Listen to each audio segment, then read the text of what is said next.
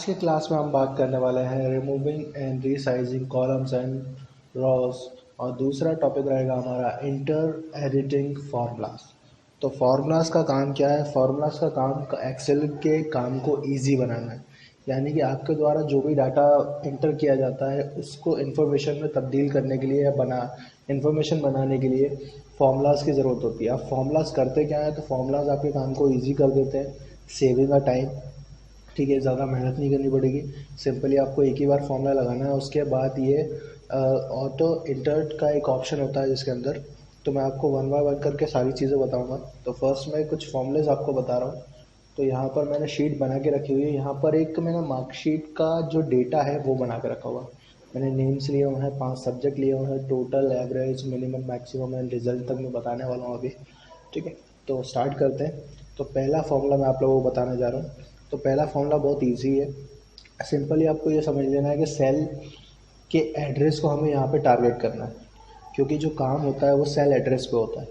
ठीक है, तो सेल एड्रेस आपको कहाँ दिखाई देगा? तो यहाँ पे दिखाई दे जाएगा आपको। सिलेक्ट करेंगे आप, जैसे देखिए इसका सेल एड्रेस A1 है, लेकिन मुझे इस सेल एड्रेस की ज़रूरत नहीं पड़ी क्योंकि ये गाइडेंस के लिए होगा, क्योंकि ये एक हेडिंग बन के रह जाएगा, सिर्फ ये गाइडेंस के लिए रहेगा। ठीक है, सिंपली तो ध्यान दीजिएगा, जो कॉलम बी है वो काम कर रहा है हिंदी के लिए, जो कॉलम सी है वो काम कर रहा है इंग्लिश के लिए, कॉलम डी काम कर रहा है मैथ्स के लिए, कॉलम ई काम कर रहा है साइंस के लिए, और कॉलम एफ काम कर रहा है सोशल साइंस के लिए। ठीक है, अब ये क्या है, जो रो है वो है अमित की, यानी जो अमित मैंने इसको नाम दिया, अगर मैं कुछ और नाम देता वो रहता है।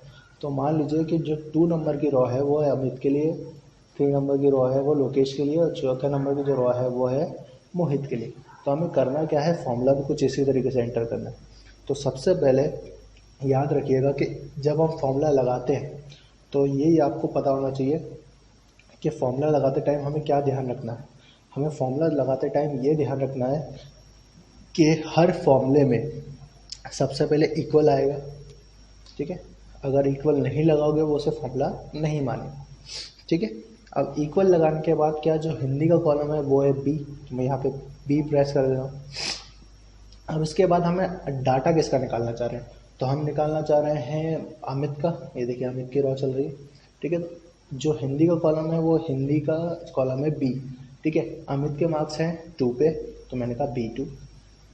ठीक है, अब ऐड करवाएंगे यानी टोटल चाहिए ना हमें, तो यहाँ पे प्लस कराएंगे। ठीक है, इसी तरीके से इंग्लिश के marks C2 plus D2 plus E2 plus F2। ठीक है, इस तरीके से ये फॉर्मूला इंटर हो जाएगा, यानी पुट हो जाएगा। मैं जैसे ही एंटर करूँगा ठीक है आंसर आ गया। अब इसके कुछ फ़ायदे हैं, जैसे मान लीजिए यहाँ पर 42 नहीं था, यहाँ पे 24 था, मैंने गलती कर दी यहाँ पर, 24 था। ठीक है, तो आपको फिर से कैलकुलेशन करनी पड़ेगी, लेकिन इसमें बिल्कुल ऐसा कुछ भी नहीं है। आप एंटर करिए, आंसर ऑटोमेटिकली चेंज हो जाएगा। तो सिंपली एक चीज़ तो ये रही इसकी। अब दूसरा फ़ायदा इसका क्या है कि भाई आपको यहाँ पे एक पॉइंटर दिखाई दे रहा है, देखिए ग्रीन कलर का एक पॉइंटर दिखाई दे रहा है। तो यहाँ पे आप जाएंगे, इसे ड्रैग करिएगा नीचे, लेफ़्ट क्लिक से पकड़ के रखिएगा और ड्रैग करिएगा, और जहाँ तक डेटा है वहाँ तक छोड़ दीजिए। देखिए आंसर ऑटोमेटिकली पुट हो जाएगा। ठीक है, तो ये तो इसका एक फॉर्मूला मैंने आपको बताया। मैं आपको इसका एक सिंपल फॉर्मूला भी बता दे रहा हूँ।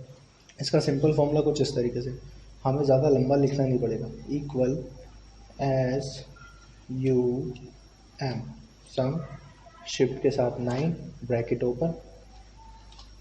ठीक है, शिफ्ट के साथ 9 ब्रैकेट ओपन।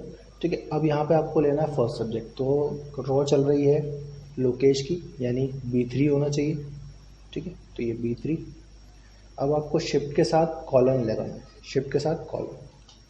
ठीक है, तो ये शिफ्ट के साथ कॉलन प्रेस कर दिया मैंने, और लास्ट सब्जेक्ट ले लेना है आपको F3। ठीक है, यानी फर्स्ट सेल और लास्ट सेल, और यहाँ से कर देंगे आप ब्रैकेट बंद, देन एंटर। ये देखिए, तो यहाँ पे आंसर वही निकल के आया, बस फॉर्मूला अलग पुट किया। अब देखिए कि समझने की बात यह है कि भाई अगर मैं चाहता हूँ कि आंसर आपको यहाँ पर भी दिखाई दे जाएगा, जो भी आंसर रहेगा। अब मैं आपको नेक्स्ट फॉर्मूला बता दे रहा हूँ। तो नेक्स्ट फॉर्मूला रहेगा आपका परसेंटेज का। तो इसके भी 2 ही फॉर्मूले हैं। तो पहला फॉर्मूला इक्वल, आपको एवरेज लिखना पड़ेगा, ठीक है। अगर आप पूरा नहीं लिखना चाह रहे तो यहाँ से आपको चूज़ कर सकते हो, यहाँ से चूज़ करने का तरीका टैब दबाइए। ठीक है। फिर वो पूछेगा फर्स्ट सब्जेक्ट, तो यहाँ से आप फर्स्ट सब्जेक्ट ले लें। ठीक है। फिर शिफ्ट के साथ कॉलन लगा देना। फिर वो पूछेगा लास्ट सब्जेक्ट, तो ये लास्ट सब्जेक्ट दे दीजिएगा और यहाँ से शिफ्ट के साथ 0 करके ब्रैकेट लगाना, आंसर हो जाएगा आपका। तो ये एक फॉर्मूला है। दूसरा फॉर्मूला जो है वो टोटल पे डिपेंडेड है, तो कैसे करेंगे काम, इक्वल टोटल का सेल एड्रेस यानी G3, यहाँ से डिवाइड का साइन ले लेंगे। कितने सब्जेक्ट है, 1 2 3 4 5, तो काउंट करना है आपको, 5 सब्जेक्ट है। अब यहाँ पे इंटर करना, आंसर हो जाएगा। ठीक है।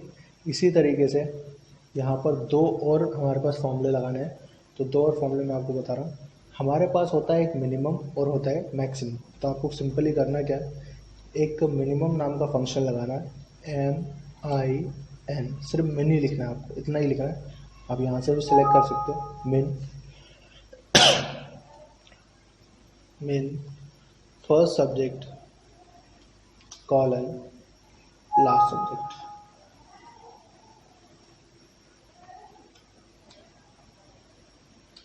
Last subject.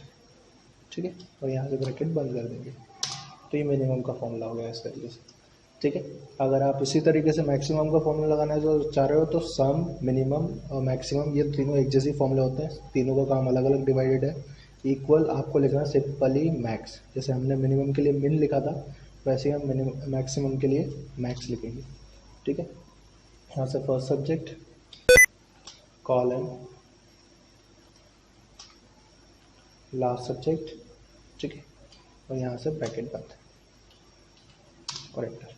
ये देखिए मिनिमम ने क्या करा, एक सेपरेट कॉलम में सबसे मिनिमम मार्क्स निकाल दिए। 5 सब्जेक्ट में सबसे मिनिमम मार्क्स थे उसके 24 और सबसे ज़्यादा मार्क्स जो होते वो थे 45। अब 5 चारों में 45 ही है, अगर मैं इसको 46 कर देता हूँ तो ये देखिए सबसे ज़्यादा मार्क्स 46 होंगे। तो यहाँ तक आप लोगों को कोई डाउट नहीं होना चाहिए, कोई प्रॉब्लम नहीं होनी चाहिए। नेक्स्ट फॉर्मूला मैं आपको बताने जा रहा हूँ रिजल्ट का। तो रिजल्ट का फॉर्मूला मैं आपको बता दे रहा हूँ कैसे करना है। तो इक्वल, ठीक है, आपको लिखना है इफ़। मैं आपको सिंगल कंडीशन फॉर्मूला बताने जा रहा हूँ। इफ़ मैं क्या करूँगा, यहाँ पे मिनिमम को कंपेयर करूँगा 33 से, क्योंकि अगर 100 मार्क्स का पेपर होता है तो 33 मार्क्स पासिंग के लिए होते हैं।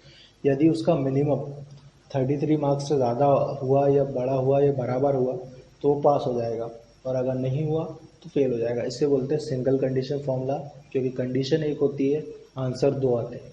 या तो आंसर ट्रू आएगा यानी पास, या फिर फॉल्स आएगा यानी फेल। तो मैंने क्या करा यहाँ पर I2 यानी मिनिमम का जो सेल एड्रेस है वो ले लिया। I2 greater than and equal 33 comma shift के साथ इन्वर्टेड कॉमा। ठीक है। यहाँ पे मैंने एक मैसेज प्रिंट किया, पास इन्वर्टेड कॉमा बंद, फिर कॉमा लगाया, शिफ्ट के साथ इन्वर्टेड कॉमा, फेल, ब्रैकेट बंद, इन्वर्टेड कॉमा बंद, ब्रैकेट बंद। ठीक है। और जैसे ही एंटर करूँगा मैसेज आएगा फेल, क्योंकि 24 मार्क्स ना तो ग्रेटर देन होते हैं ना ही इक्वल होते हैं 33 से। ठीक है। तो ये कुछ फॉर्मूलेज मैंने आपको बताए हैं। पहला फॉर्मूला है टोटल का, जिसमें 2 फॉर्मूले बताए।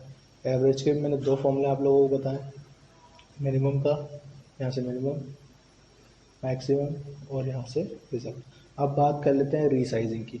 मान लीजिए जैसे यहाँ पर फॉर्म, ये हमारा जो नेम वाला जो सेल है यानी कॉलम है वो थोड़ा सा बड़ा है, इसको छोटा कर देते हैं। क्या करेंगे, यहाँ पर जाइए, इन लाइन के बीच में, यहाँ कर्सर आपका कुछ इस तरीके से हो जाए जैसा अभी मेरा हो गया है, तो यहाँ से इसको ड्रैग कर देना लेफ़्ट साइड में, तो ये छोटा हो जाएगा। अगर आपको कॉलम को बड़ा करना है तो उसे राइट साइड के ड्रैग करना, तो बड़ा हो जाएगा। याद रखिएगा कॉलम की विड्थ बढ़ती है और रॉ की हाइट बढ़ती है। तो रॉ की हाइट बढ़ाने के लिए आप क्या करोगे, फिर सेम वही चीज़ है, इस लाइन के बीच में कर्सर लेके जाए, जब आपका कर्सर कुछ इस तरीके से हो जाए तो आप उसे नीचे की साइड ड्रैग करेंगे तो वो बढ़ जाएगा। अगर आप ऊपर की साइड ड्रैग करोगे तो वो छोटा हो जाएगा, यानी कि कॉलम की विड्थ बढ़ती है और रॉ की हाइट बढ़ती है। अब अगर आपको कॉलम को रिमूव करना है तो रिमूव करना मैं बता देता हूँ। जैसे मान लीजिए यहाँ पर एक फेल वाला कॉलम है, मैं क्या करूँगा, इसको रिमूव कर दूँगा। तो रिमूव करने के लिए डिलीट शीट कॉलम, ये रिमूव हो गया। ठीक है। तो कुछ चीज़ों में फ़र्क पड़ा होगा इस तरीके से, याद रखिएगा डिलीट में जाके आप कर सकते हैं। ठीक है, इसी तरीके से आपके पास रॉ का भी ऑप्शन रहेगा। ठीक है, तो नेक्स्ट क्लास में मैं आपको इसके आगे बताऊंगा। तो आज की क्लास में हम इतना, नेक्स्ट क्लास में मैं आपको आगे बताऊंगा।